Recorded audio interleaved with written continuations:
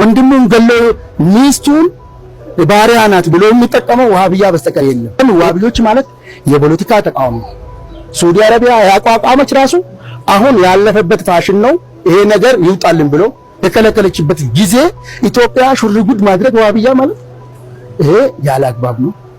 ትላልቅ ዓለም ትላልቅ የነሱ አዋቂ የነበሩት ትላልቅ ከሳዑዲ ወበረካቱ የማይሰማ ጉድ የለም አይደል?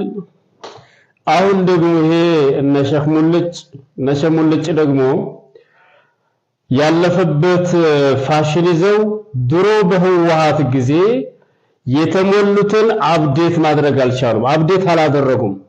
አሁን እኮ የለም ጊዜው አልጂኑል ኻሚስ የሚባል አምስተኛው ትውልድ ድሮ እነሱ በቱጂቢ ዘመን ነው መሰል ያሉት።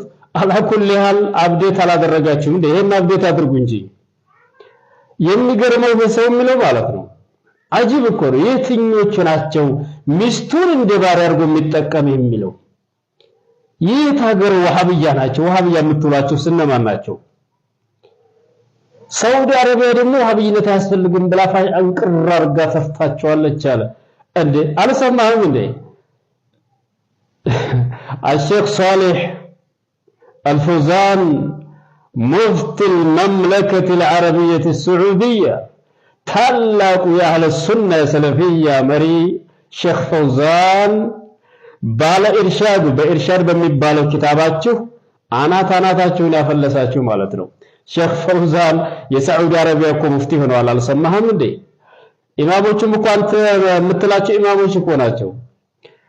ሳዑዲ አረቢያ ማህባሽን ነው የማያስተናግደው። እነ ሼክ ሙልጭ ኧረ ተረጋጉ። አሁንም አልሸባብ ይላሉ። ወሃብያ የተፈጠረው እንደ ሳዑዲ አረቢያ ደግሞ ወሃብያ ነው እንትና አልሸባብና አልቃኢዳን የሚዋጋል እንዴ? እነ ሼክ ሷሊህ አልፈውዛን ሌሎችም የአህለ ሱና ኢማሞች አንተ ወሃብያ የምትላቸው እኮ አልሸባብንም ይሁን አይኤስኤስ የምትለውም ይሁን አሸባሪ የጥፋት ቡድን ነው እያሉ እኮ ነው እየተከራከሉ እኮ ያሉት። አልሰማህም እንዴ? ያለፈበት ፋሽን ነው። አህባሾች ምንጊዜም ውሸታሞች ናቸው።